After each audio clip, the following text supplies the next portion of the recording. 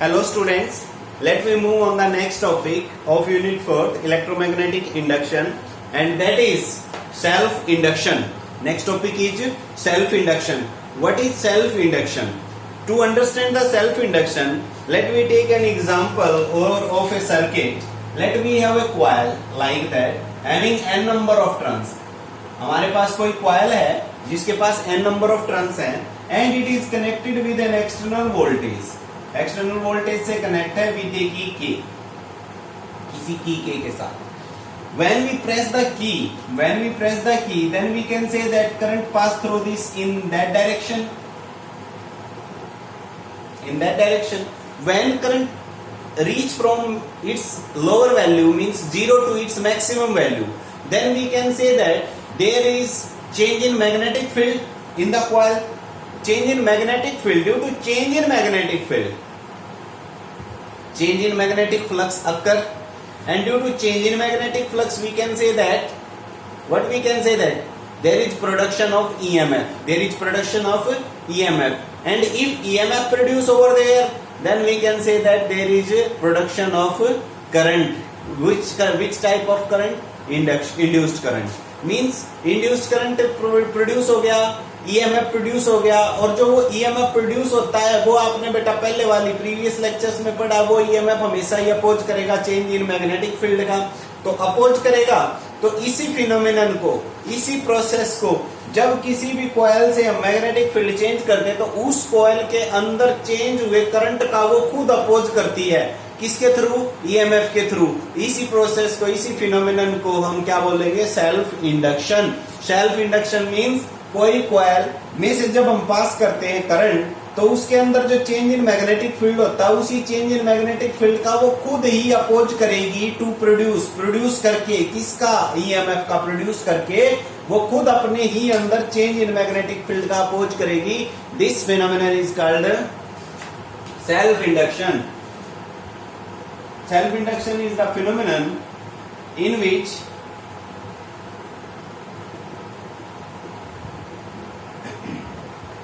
a coil opposes the change in magnetic field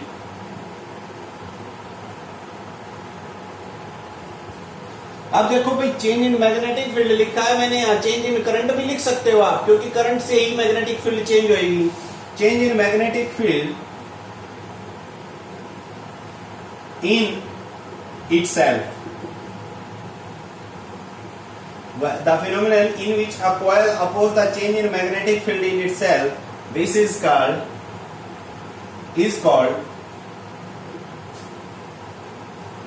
self-induction. Is called self-induction. Clear होगी भाई ये बात. अब सेल्फ इंडक्शन होता क्या है? सुन लो भाई, जो ये चेंज इन फ्लक्स है, change in flux directly depend कर रहा है करंट पे. अभी मैंने जो बोलनी थी बातें वो सारी रिपीट करो एक बार पीछे से. अगर किसी ने ध्यान नहीं दिया तो वीडियो भी आप वापिस रिवर्स करके देख सकते हो. मैंने बोला था कि चेंज इन करंट ही किसका रीजन होता है? चेंज इन फ्लक्स का. तो फ्लक्स की वैल्यू डिपेंड करती है किस पे? करंट पे. तो flux is equal to coefficient, यहां से प्रोपोर्शनलिटी हटा दिया तो कोई कांस्टेंट लेके आया, and this constant is L, where this L is called coefficient of self induction. Coefficient of self induction. Coefficient of self induction L is called coefficient of self induction. Clear? तो phi is equal to क्या हो जाएगा भाई? Li. Phi is equal to Li. Clear? यहां तक. यहां पे L को हम लिख सकते हैं L is equal to 5/I. Done. SI unit of L is henry. SI unit क्या होती है बेटा? हेनरी होती है. तो फिलहाल आप अभी इतना ही याद रखो, SI unit of L is henry and L is equal to 5/I और 5 is equal to Li. Clear होगी? तो ये तो होगी डेफिनेशन किसकी? सेल्फ इंडक्शन की. अब सेल्फ इंडक्शन में डेफिनेशन में आपने ये पढ़ लिया. अब मैं कुछ एक रिलेशन और बता देता हूं आपको जो आपका न्यूमेरिक पोर्शन में यूज होगी. अब बेटा ई आपके पास क्या था? इसी के नीचे लिखना बेटा, आपने नीचे ही चलते रहना है. We know E is equal to minus of D phi by D T था। अच्छा फाई की वैल्यू आप क्या लिख रहे हो, अब एल आई लिख रहे हैं, तो ये फाई की वैल्यू यहाँ यूज कर दो, E is equal to minus of d by D t into phi L I बन जाएगा और आपका ये हो जाएगा minus L D I by D t.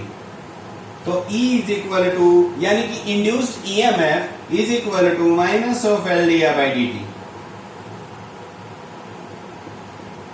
तो this is the formula for induced EMF in case of a coil and this is coefficient of self induction. तो self inductance या सेल्फ इंडक्शन कोफिशिएंट के साथ E की relation आपकी आ गई, E is equal to minus of L D I by D T. Clear होगी। तो ये था बेटा सेल्फ इंडक्शन, यानी कि कोई कॉइल है खुद के ही अंदर करंट के चेंज का अपोज करेगी। इस फिनोमिनन को हम क्या कहेंगे, सेल्फ इंडक्शन कहते हैं। क्या कहते हैं, सेल्फ इंडक्शन। और सेल्फ इंडक्शन के साथ हमने एक जो कोफिशिएंट पढ़ा है, इसको हम क्या बोल रहे हैं, कोफिशिएंट ऑफ सेल्फ इंडक्शन। और कोफिशिएंट ऑफ सेल्फ इंडक्शन की एसआई यूनिट क्या है, एसआई यूनिट क्या है, हेनरी।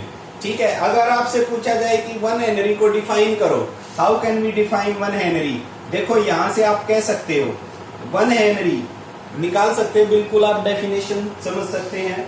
मैं बता देता हूं आपकी हेल्प के लिए कि how can we define 1 henry. यहां से देखिए L is equal to minus of E by D I by D T लिख सकते हैं, बिल्कुल लिख सकते हैं।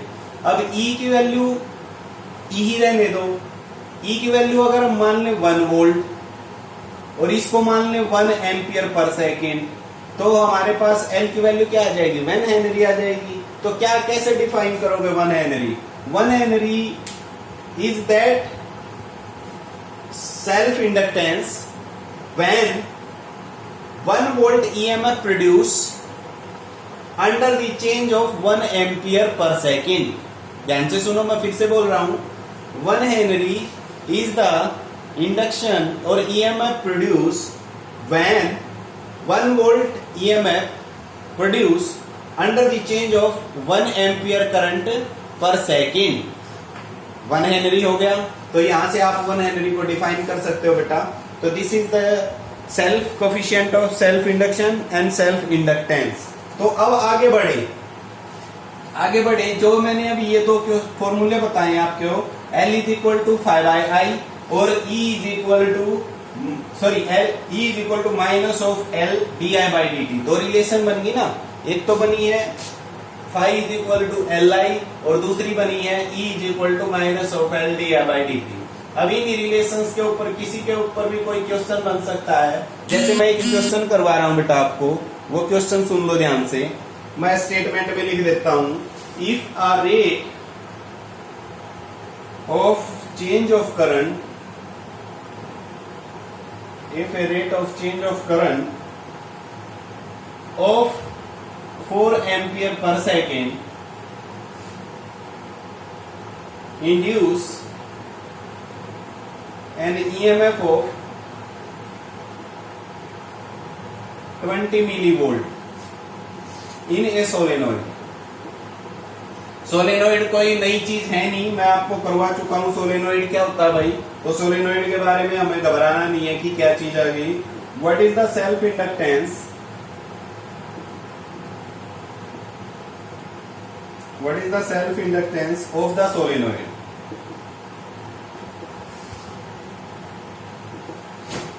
What is the self inductance of solenoid, आपने ये बताना है भाई।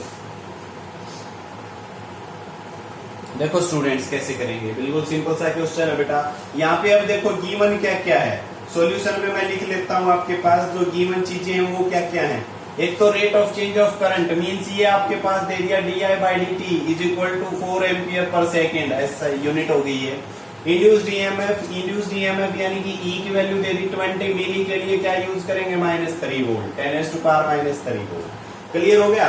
और क्या गिवन है, और तो कुछ गिवन नहीं है। अब आपको L निकालना है ना, तो ये फॉर्मूला देखो मैं सामने लिखा हुआ है, तो L इज इक्वल टू क्या होगा बेटा, -E by D I by D T. E की वैल्यू रख दो minus of 20 into 10⁻³ divide by 4 हो गया ना, ये 4 से ये 5 कैंसिल आउट हो गया, तो -5 इंटू 10⁻³ और क्या लिखूं इसकी यूनिट, हेनरी, तो आप लिख सकते हो -5 मिली हेनरी भी हो सकता है। तो ये माइनस क्या रिप्रेजेंट करता है बेटा, माइनस हमेशा ही अपोज को रिप्रेजेंट करता है, माइनस हमेशा ही किसको रिप्रेजेंट कर रहा है, अपोज को। अपोज क्या कर रहा है, अब कई बार ये पूछ लिया जाता है आपसे कि जो ये कोफिशिएंट है या इंडक्टेंस है एल, अब एक कॉइल थी, मैंने लिखी थी डायग्राम में देखा था, अगर दो कॉइल को हम सीरीज में लगा दें या दो कॉइल को अगर हम पैरेलल लगा दें, तो जो कोफिशिएंट ऑफ सेल्फ इंडक्टेंस है, तो कोफिशिएंट ऑफ सेल्फ इंडक्टेंस के ऊपर कोई फर्क पड़ेगा तो कैसे पड़ेगा, तो अब हम नेक्स्ट करेंगे combination of inductance, series combination and parallel combination. तो दो टाइप की कॉम्बिनेशन करें, पहले सीरीज को स्टार्ट कर लेते भाई हम। Series combination of inductors. अब देखो ये वर्ड ले लिया मैंने इंडक्टर, सबसे पहले आया था कैपेसिटर सी, फिर उसके बाद आया रेजिस्टर, और अब जो तीसरी चीज आ गई है इंडक्टर। ठीक है, ध्यान करो, मैं फिर से रिपीट कर रहा हूं, एक ऐसा टॉपिक आएगा जब मैं इन तीनों को भी इकट्ठा लेके चलूंगा, कैपेसिटर, रेजिस्टर और इंडक्टर। तो आज हम बात करेंगे इंडक्टर की। कैपेसिटर और रेजिस्टर आप पढ़ चुके हो, ठीक है, और मैं मानता हूं बहुत सारे बच्चों को आपको पता भी है कि क्या होते थे वो। अब देखो बेटा इंडक्टर, सीरीज कॉम्बिनेशन में let we have one inductor is this, तो इस कोयल टाइप को ही हम क्या बोलते हैं बेटा, इंडक्टर, और इनका जो कोफिशिएंट होता है उसको हम क्या बोलते हैं, कोफिशिएंट सेल्फ इंडक्टेंस कोफिशिएंट, यानी कि कोफिशिएंट ऑफ सेल्फ इंडक्टेंस भी बोल दो। इसका मान लिया कोफिशिएंट ऑफ सेल्फ इंडक्टेंस कितना है, L1, फिर ये दूसरा लगा दिया सीरीज में, और दोनों कनेक्ट कर दिए एक्सटर्नल वोल्टेज के साथ, विद्युत की L2।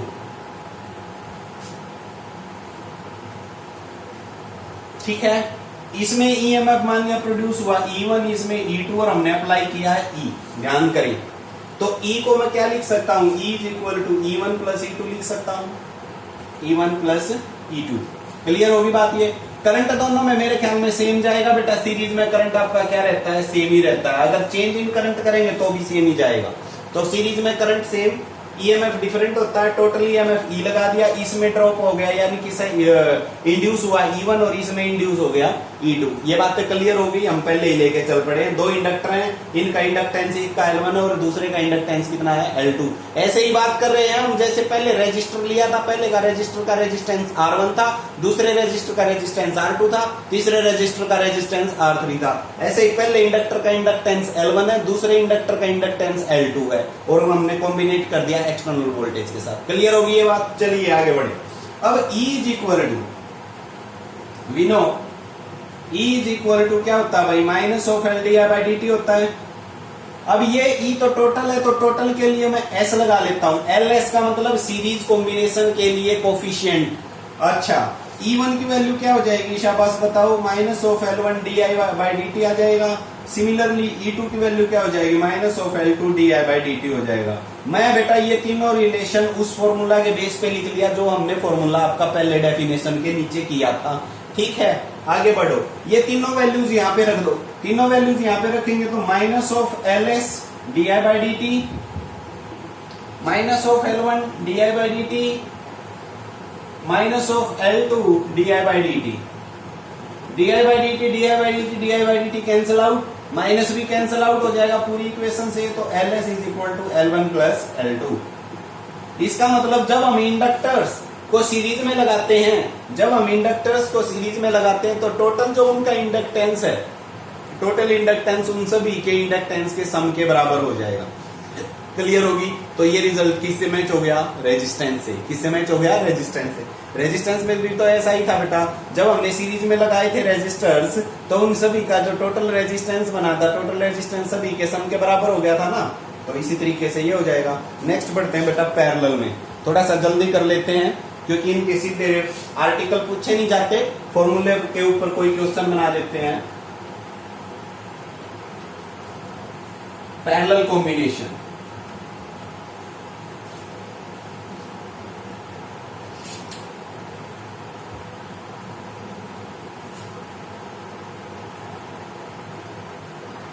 Parallel combination of inductors. मान लो भाई एक इंडक्टर ये है, दूसरा इंडक्टर ये है, और दोनों को हमने कंबाइन कर दिया किसी एक्सटर्नल वोल्टेज के साथ इस तरीके से।